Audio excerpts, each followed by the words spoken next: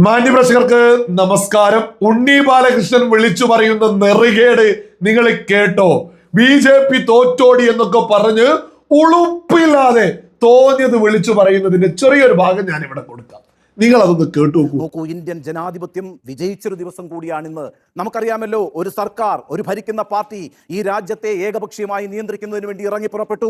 ആ ഇറങ്ങി പുറപ്പെടലിനെ ഇന്ത്യൻ പാർലമെന്റിൽ ഒറ്റക്കെട്ടായി നിന്ന് പ്രതിപക്ഷം പ്രതിരോധിക്കുന്നതാണ് നമ്മൾ കണ്ടത്, ചെറുക്കുന്നതാണ് നമ്മൾ കണ്ടത്, പ്രതിപക്ഷം വിജയിക്കുന്നതാണ് നമ്മൾ കണ്ടത്.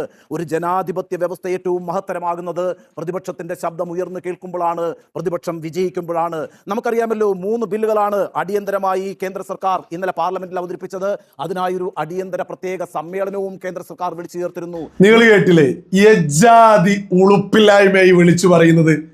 നമ്മുടെ കേരളത്തിലെ പ്രധാനപ്പെട്ട പ്രമുഖ മാധ്യമങ്ങളിലെ അവതാരകരൊക്കെ തന്നെ ഈ ശൈലിയിലാണ് വിളിച്ചു പറയുന്നത്. അതായത് ഇവരുടെ പാർട്ടി വിജയിക്കുമ്പോ ജനാധിപത്യം വിജയിച്ചു, ബി വിജയിച്ചാൽ ജനാധിപത്യം പരാജയപ്പെട്ടു. ഇതാണ് ഇവരുടെയൊക്കെ ശൈലി.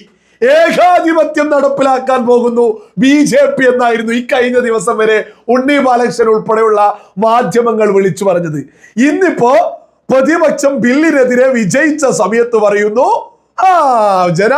അതായത് ഇവരുടെ പാർട്ടി ജയിക്കുമ്പോ ഇവർക്ക് ജനാധിപത്യം, ബി വിജയിക്കുമ്പോ അത് ജനാധിപത്യം, ഏകാധിപത്യം. ഉളുപ്പില്ലമാർക്കൊന്നും യാതൊരു ഉളുപ്പില്ലേ.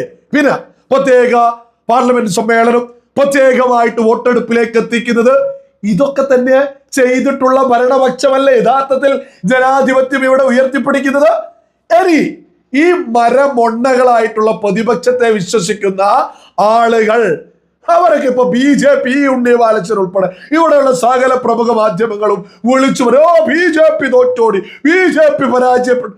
നിങ്ങളൊക്കെ എന്താ കരുതിയത്? ഒരു സിനിമയുടെ തുടക്കം മാത്ര ഇന്ന് രാജ്യം കണ്ടത്. തുടക്കത്തിൽ വില്ലൻ തന്നെയല്ല ഏതൊരു സിനിമയാണെങ്കിലും വിജയിക്കാറുള്ളത്.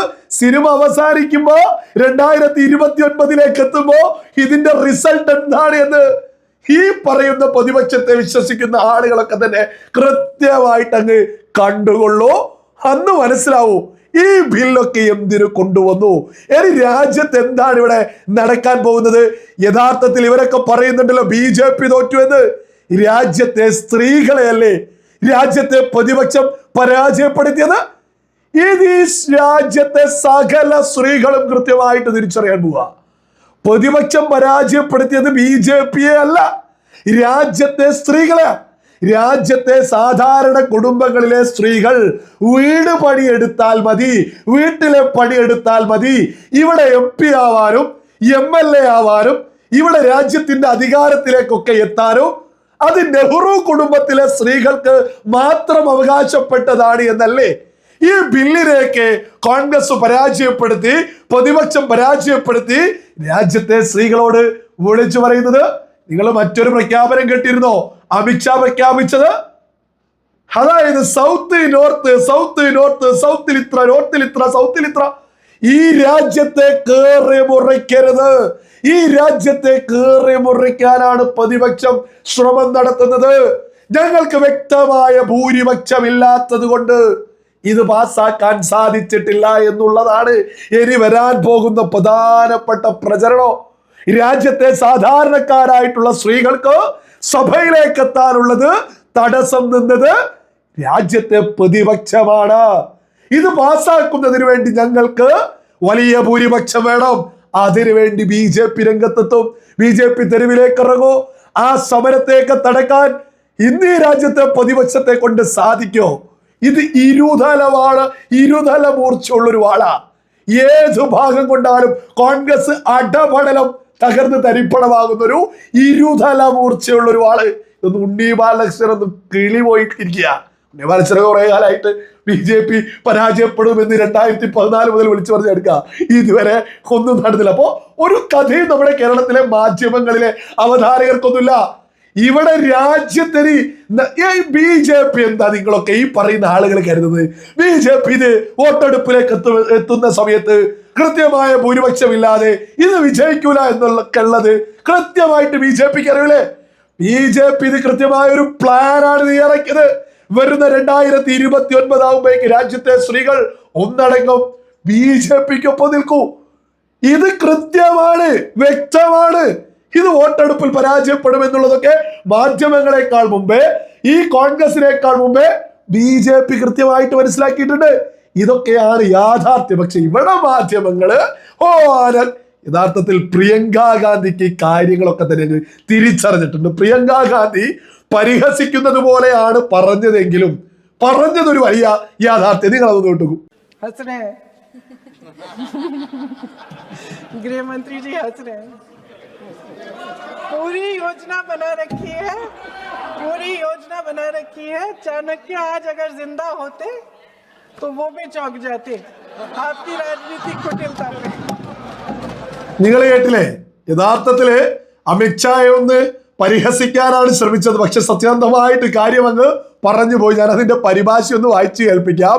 ആഭ്യന്തരമന്ത്രി ചിരിക്കുന്നു. വ്യക്തമായിട്ട് നിങ്ങൾ ആ ഒരു വീഡിയോയിൽ കാണാം. പൂർണ്ണമായ ഒരു പദ്ധതി തന്നെ തയ്യാറാക്കിയിട്ടുണ്ട്. ചാണക്യൻ ഇന്ന് ജീവിച്ചിരിപ്പുണ്ടായിരുന്നെങ്കിൽ അദ്ദേഹം പോലും അമ്പരന്ന് പോയേനെ നിങ്ങളുടെ ഈ രാഷ്ട്രീയ കുടിലത കണ്ട്. പ്രിയങ്ക ഗാന്ധി ആഭ്യന്തരമന്ത്രിക്ക് മുന്നിൽ നിന്ന് പറഞ്ഞതാ. അത്രത്തോളം ഇരുതല മൂർച്ചയുള്ളൊരു വാളാണ് ഇന്ന് സഭയിൽ പയറ്റിയിട്ടുള്ളത്. കോൺഗ്രസ് എവിടെ നിന്നാലും കോൺഗ്രസിന് പരാജയം. അത് പ്രിയങ്ക തിരിച്ചറിഞ്ഞു. ഇന്ന് രാജ്യത്തിന് എന്താ പ്രചരണം നടക്കാൻ പോകുന്നത്? എന്താണ് രാജ്യത്തെ സ്ത്രീകൾ മനസ്സിലാക്കാൻ പോകുന്നത്? ഈ പറയുന്ന കോൺഗ്രസ് സ്ത്രീ സംവരണത്തെ എതിർക്കുന്നു. ഇത് ഈ പറയുന്ന കോൺഗ്രസിനൊപ്പമുള്ള ഏതെങ്കിലും മുസ്ലിം ലീഗോ ഏതോ ഒന്നോ രണ്ടോ പാർട്ടിയിലെ ആളുകൾ പറയായിരിക്കും ഇത് വേണ്ട എന്ന്. കോൺഗ്രസിലുള്ള അതിലൊക്കെ പ്രവർത്തിക്കുന്ന സ്ത്രീകൾക്കെതിരെ എതിർക്കാൻ പറ്റുമോ? പല ആളുകളും വരുന്ന ആളുകളിൽ ഈ വിഷയത്തിന്റെ പേരിൽ പാർട്ടിയോടോ കാത്തിരുന്നോളൂ. അതാണ് ഇനി രാജ്യം കാണാൻ പോകുന്നത്. ഇത് വെറുതെയുള്ളൊരു നീക്കൊന്നുമല്ല, ഇതൊരു ഒന്നൊന്നര നീക്ക. ഇവിടെ ഉണ്ണി ബാലകൃഷ്ണനും അതേപോലെ തന്നെ കേരളത്തിലെ പ്രമുഖ സകല മാധ്യമങ്ങളും ഇപ്പോ വിളിച്ചു പറയുന്നത് BJP തോറ്റോ ജയിച്ചോ എന്നുള്ളതൊക്കെ 2029 ലോക്സഭാ ഇലക്ഷൻ നടന്ന് അതിന്റെ റിസൾട്ട് വരുമ്പോ അന്നും ഉണ്ണിക്ക് പറയാ ജനാധിപത്യം പരാജയപ്പെട്ടു. കാരണം ഇവന്റെയൊക്കെ പാർട്ടി അന്നും പരാജയപ്പെടുമല്ലോ. അതാണ് ഈ രാജ്യത്ത് സംഭവിക്കാൻ പോകുന്നത്. ഈ ഉണ്ണി ബാലകൃഷ്ണൻ ഉൾപ്പെടെയുള്ള നമ്മുടെ കേരളത്തിലെ പ്രമുഖ മാധ്യമങ്ങളൊക്കെ തന്നെ ഈ നരേന്ദ്രമോദിയുടെ അമിത്ഷായുടെ രാജ്യം ഭരിക്കുന്ന കേന്ദ്ര സർക്കാരിന്റെ വലിയ ഈ നീക്കത്തെ ഒരു തരത്തിലും അംഗീകരിക്കുന്നില്ല. ഈ 2004 സെൻസസ് പ്രകാരമല്ലേ, 2001 സെൻസസ് പ്രകാരം 2004 മണ്ഡല പുനർനിർണയം ഒരു തവണ നടത്തിയിട്ടുണ്ടായിരുന്നത്. ഏറ്റവും ലേറ്റസ്റ്റ് ആയിട്ട് 100 കോടി ജനങ്ങൾക്ക് 543 അംഗങ്ങൾ, ലോക്സഭാ അംഗങ്ങൾ. ഇന്നത് 140 കോടിയിലേക്ക് 2011 സെൻസസ് പ്രകാരം എത്തിക്കഴിഞ്ഞു. 100ൽ നിന്ന് 140ലേക്ക് എത്തിയിട്ട് ഇപ്പോഴും 543 എന്നൊക്കെ പറയുന്നത് അതൊക്കെ ഒരു ശരിയാണോ? കേരളത്തിൽ ഒരു MP-ക്ക് 18 ലക്ഷം ആളുകൾ, ഉത്തർപ്രദേശിൽ ഒരു MP-ക്ക് 30 ലക്ഷം ആളുകൾ. ഇതിനൊരു മാറ്റം വരണ്ടേ? ജനസംഖ്യ ആനുപാതികമായിട്ട് ഇവിടെ മണ്ഡല പുനർനിർണയം നടക്കണം. കാലത്തിനനുസരിച്ച് സ്ത്രീകൾക്ക് ഇവിടെ സംവരണം വേണം. മണ്ഡല പുനർനിർണയത്തെ കൃത്യമായിട്ട് നടക്കണം. സീറ്റ് അധികരിക്കണം. ഇതൊക്കെ ഒരു യാഥാർത്ഥ്യമാണ്. ഇതൊക്കെ BJP കൊണ്ടുവരുമ്പോ ഇവർക്ക് ഏകാധിപത്യോ, ഇത് പ്രതിപക്ഷാണെങ്കിൽ ജനാധിപത്യോ. ഇതൊക്കെ ഇനി എത്ര കാലം ഇവരിങ്ങനെ മുന്നോട്ട് പോകും? 2014 മുതൽ ഇതാ ഇവർ വിളിച്ചു പറഞ്ഞുകൊണ്ടിരിക്കുന്നത്. രാജ്യത്തെ ജനത ഇതിനെയൊക്കെ പുച്ഛിച്ചതല്ല കോൺഗ്രസിന്റെ നിലപാടിനെയൊക്കെ. ഇതൊക്കെ തന്നെ രാജ്യത്ത് BJP സർക്കാർ തന്നെ നടപ്പിലാക്കും. അതൊരു തർക്കോ ആർക്കും വേണ്ട കേട്ടോ. അന്നും ജനാധിപത്യമല്ലോ എന്ന് പറഞ്ഞ് ആരും ചാടി വീയാണ്ടിരുന്നാൽ മതി. ജനാധിപത്യപരമായിട്ട് രാജ്യത്തെ ജനങ്ങൾ അധികാരത്തിലെത്തിയ BJP സർക്കാർ കൃത്യമായ വോട്ടുകൾ കൂട്ടിപ്പിടിച്ച് ഇവിടെ ഇതൊക്കെ തന്നെ പാസ്സാവും. അതൊക്കെ നിങ്ങൾ കാത്തിരുന്ന് കണ്ടുകൊള്ളൂ.